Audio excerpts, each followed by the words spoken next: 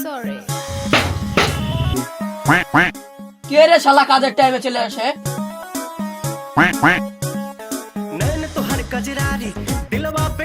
তো ভাই আমরা তো এই সাইড থেকে এসেছি।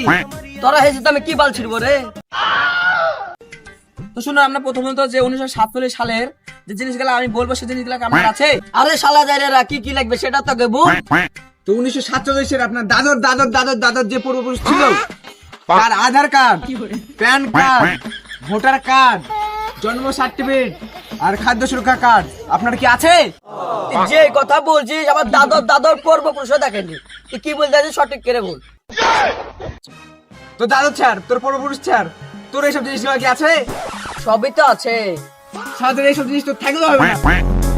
তোর আব্বা দাদর দাদর দাদর দাদর দাদর দাদর দাদর Aadhaar card, PAN card, voter card, জন্ম সার্টিফিকেট আর খাদ্য সুরক্ষা কার্ড তো লাগবেই। কত নাটক করা কি দরকার? শালা যারা বললি তো হয় বাংলাদেশ যেতে হবে।